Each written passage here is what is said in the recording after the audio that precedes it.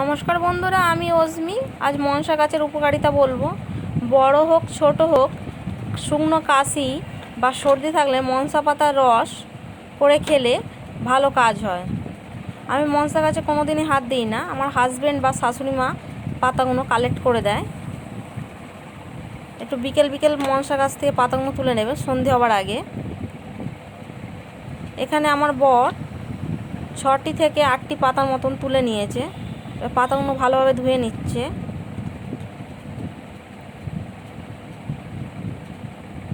ভালো করে ঘষে ঘষে প্রতিটি পাতা পরিষ্কার করা দরকার।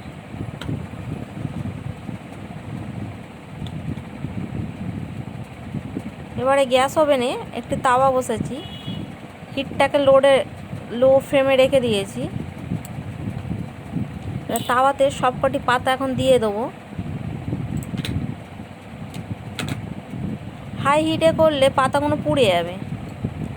লো হিটে ধীরে আস্তে সেঁকে নিতে হবে। একটি চামচের সাহায্যে হালকা হালকা চেপে চেপে সেঁকে নিচ্ছে। পাতার কালার চেঞ্জ হয়ে যাচ্ছে। পাতাগুলো সেঁকা হয়ে গিয়েছে, এবার সব তুলে নেবে। গরম অবস্থায় পাতা থেকে রসটা বার করতে হবে।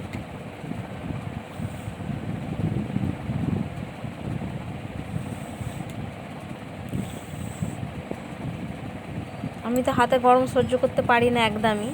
আমার বডি প্রতিবারে চেপে চেপে রস বের করে দেয়। 1 চামচের মতন রস হলেই হবে।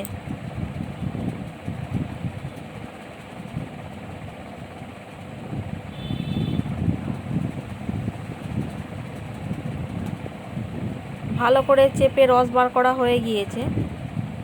এবার এতে 2 ফোঁটা মধু দিয়ে দেবে। দিয়ে চামচের সাহায্যে ভালোভাবে মিক্স করে নিতে হবে।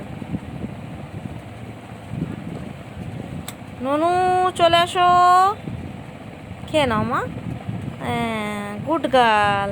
আরেকটু আছে, দিয়ে দাও দিয়ে দাও, খেয়ে নাও, আরেকটু আছে। আজকে ছিল এটা টিপস। টাটা বন্ধুরা।